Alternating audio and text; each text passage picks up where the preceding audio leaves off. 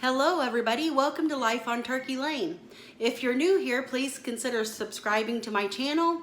Give this video a thumbs up if you like what you see, and share it with your friends, because you know what? I have a really special recipe for you today. It is my most requested recipe. It's my blender salsa. It's restaurant style blender salsa.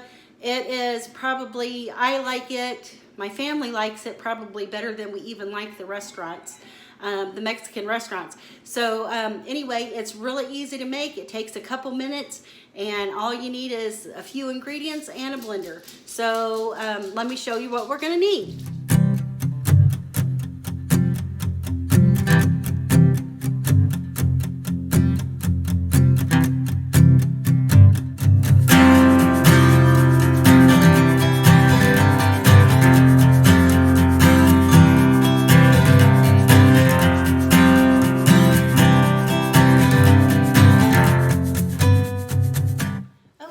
So to get started, we are going to need either one large can of diced tomatoes or two small ones. I didn't have a large one, so I have two small cans of diced tomatoes. It doesn't matter what brand, so long as they're diced. And you will need approximately a half of a medium to large onion. You will need a couple cloves of garlic. I've got mine in this little jar here. You will need some fresh cilantro. And about one large jalapeno. Mine have been frozen because I bought a large pack and I didn't use them all, so I froze the leftovers, and so these are frozen. But they work just as good. There's not going to be a problem. You will need also some salt, and it is important. You don't have to use any particular kind of salt, but I will tell you that salt is probably the most important ingredient that you use, because without salt, your salsa is going to be, it could be all the fiery at once. It's going to be bland. So I happen to use the pink Himalayan sea salt. This is a fine grain, and I get it from Dollar Tree. It's actually like a pound of salt for $1, so that's not bad at all for the pink Himalayan sea salt. And this one is actually a really good brand. It's got, if you can see here, it says the number 84. And that is how many minerals that were found in this salt. Iodized table salt, all the minerals have been extracted from it. There is no minerals whatsoever in it. So everybody needs a certain amount of iodine in their body, so it does serve a purpose, but we also need minerals in our body, and the only place you really get all of those is from either mineral water or salt. And so anyway, I like to use this one. So let's get started. You're going to need your blender. And this time I actually brought a hand can opener so that I don't have to walk away from the camera. I'm going to aim this, well, yeah, let me aim it down just a little bit more. I hate that you can see, that you can't see my face too much, but that's not a big deal. And of course I am left-handed, so these little gadgets are more difficult to use. But anyway, I'm gonna take the lid off the blender here and get that ready to use. Now I'm gonna leave the lid in this one. I am going to drain the liquid from this can.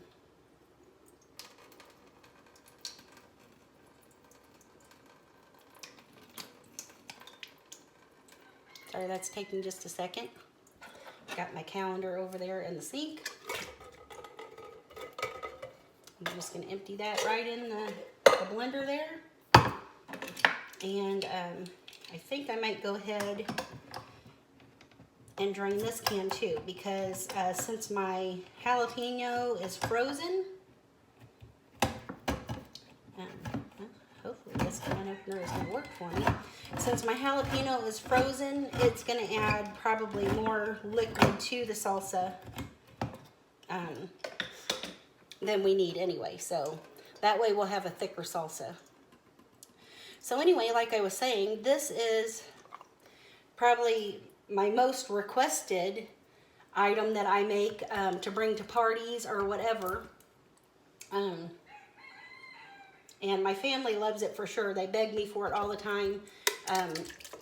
The pastor and his wife just absolutely adore it, and I make it for them probably about once a month. They really like it that much. Okay, so now let me just cut my jalapeno into a couple little pieces here, and we'll throw it into the blender. This is a super fast little recipe, and it makes a lot. You know, you got 2 cans of tomatoes in there. Okay, and I'm gonna cut this onion in half. I don't have trouble doing it. It must be a solid little onion. Okay. And for this size batch, I'll probably use this whole half of onion. Now, I will tell you, when you get done making this, because I don't really have, besides the cans of tomatoes, I don't really have exact amounts of what you should use.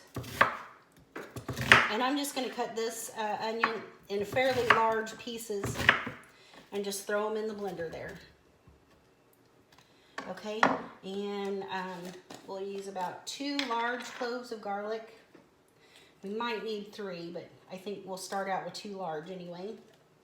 And I've got this nifty little gadget. They used to sell them at Walmart. However, I haven't seen them there for a long time, but it's this little tube thing here, and it's like a rubbery tube. And I know a lot of people don't use whole garlic anymore. They like to get it out of the jar and stuff. I like fresh garlic. But anyway, you just put your garlic cloves inside the little tube. And I don't know if you can see me here. I'll try to get it to where you can see me. And let's move some of this out of the way. And you just roll it around. And now this is my first time using this. I saw this gadget on another channel. And anyway, you roll the garlic around, and this is supposed to be a garlic peeler. And once you roll it around, and it did its job, it took the peel off the garlic. See that? That's the whole garlic. This was the paper that was on it. And let's see, maybe I should only put 1 in at a time because that one didn't peel. But anyway, you just roll it around. And okay, that's my peeled one. This one didn't do quite as good. But anyway, it is a nifty little gadget. Actually, it did peel it. So, the paper and the garlic. So, it did good. I think the reason that one didn't peel as easy is because there's still a part of the garlic head stuck on the top here. And I'm just going to cut that off real quick. And I'll cut it off the other piece too. Okay, so 2 cloves of garlic go in. And then we're going to use, I probably won't use all of this. We're going to use a good palmful. Like I said, these aren't actual measurements. I don't know how much cilantro I normally put. I put a good, like just a good palmful in there. And that seems to be enough. We can always add a little bit more. I got a little left on the board here. And let's see what else. Okay, we need about, I'm going to start out with a teaspoon of salt. So we got my pink Himalayan sea salt. That's, we might want to do a teaspoon. That's a half teaspoon there. So yeah. So I'm going to go ahead and do 1.5 teaspoons. Probably. Actually, I think maybe more closer to 2. Don't want it too salty, but you need plenty. So okay, so I put 2 teaspoons in there. And then all we do is turn on the blender. You can see the blender pretty good, but I'm just gonna aim it at the blender, and I just turn it on and let it go until it's all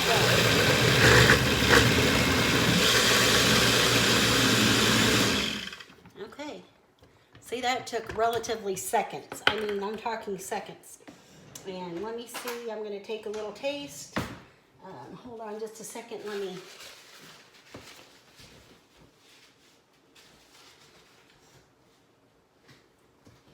Okay, so I'm just gonna dip my spoon in here. Let me aim you up here where you can see me taste. Okay, I'm just gonna take a little bit out of there.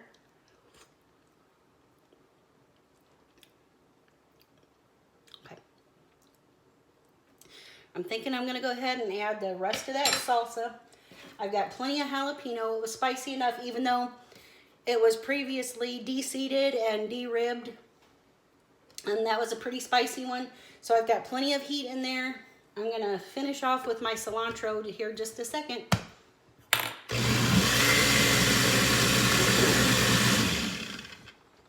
All right. Let me get another spoon. Don't want to dip in there twice. So we're having tacos for supper tonight, and the family decided that they wanted some of the salsa so they could have some salsa and chips. Okay, that's good. So anyway, so there you have it. That is restaurant style blender salsa. It's delicious. We love it fresh like this.